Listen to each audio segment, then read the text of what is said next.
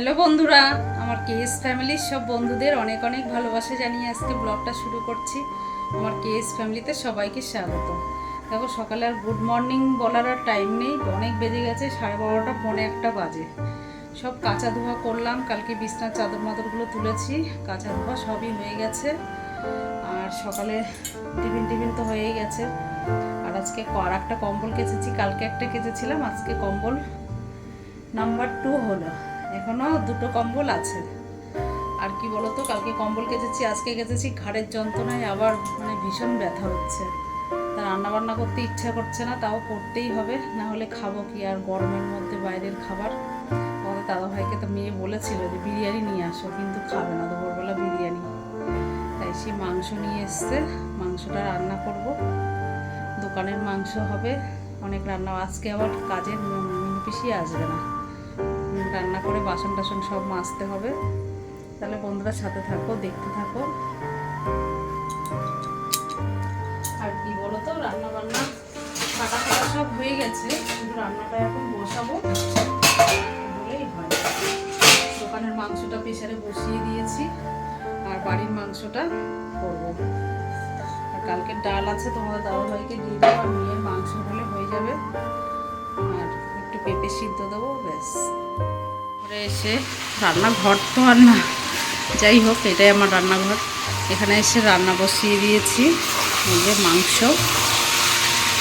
মাংসটা পেঁপে দিয়ে আলু দিয়ে করব। মাংসটা কষিয়ে একবারে প্রেসারে পেঁপে আলু দিয়ে একবারে একটা সিটি দিয়ে নেব। আর এই যে দোকানের মাংসটা হচ্ছে, তারপরে ভাতটা বসাবো।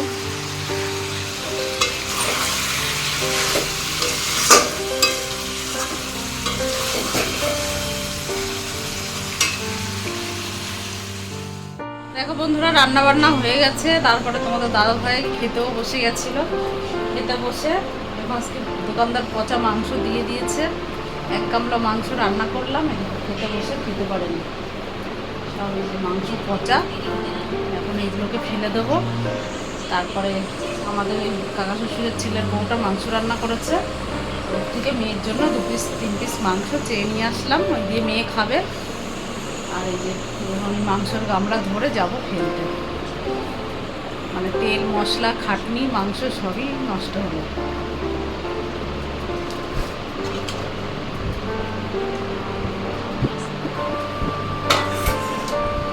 মাংসটা আমি ধোয়ার সময় টের পেয়েছি যে মাংসটা গন্ধ। আমি রান্না করলে হয়তো ঠিক হয়ে যাবে, রান্না করার পরেও খেতে গিয়েও খেতে পারছি না।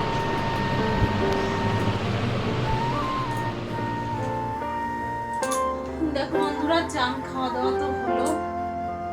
আর সেই মাংসর গামলাগুলো তো দিয়ে আসলাম, তখনই দিয়ে এসে পরিষ্কার করে কড়াই টড়াইগুলো তো তাও বাইরে সব রেখে এসেছি, ওগুলো আনা হয়নি এখনো।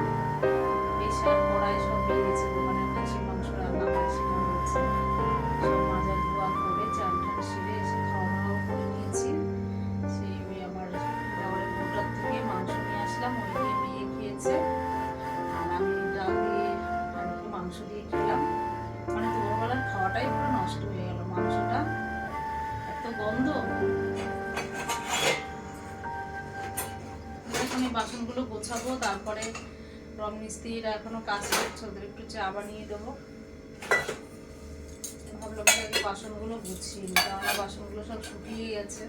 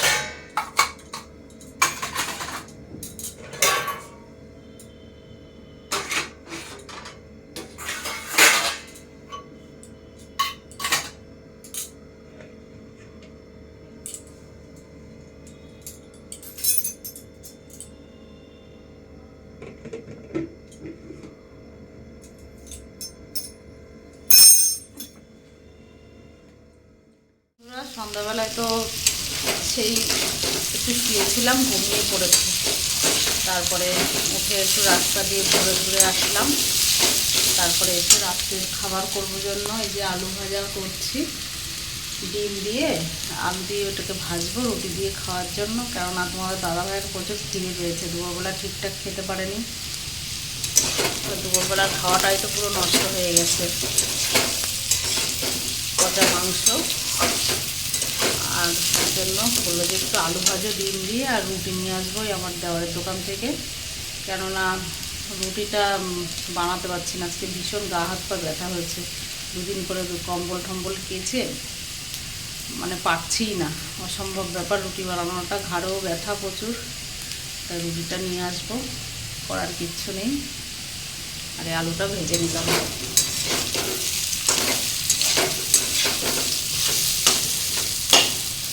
দাদাভাই চলেও এসছে, ফোন করে বললাম যে তুমি তাহলে রুটিটা নিয়ে আসো, আমি এদিকে আলুটা ভাজি। এই রাস্তার সামনে দাঁড়িয়ে আছে, চলেও আসবে এক্ষুনি। আলু দিয়ে একদম ডিম দিয়ে এটাকে ফ্রাই করে নিলাম। আর আলুটা ভেজে নিয়ে তারপরে ডিমটা দিয়েছি। এটা দিয়ে রুটি দিয়ে খেতে ভালোই লাগে।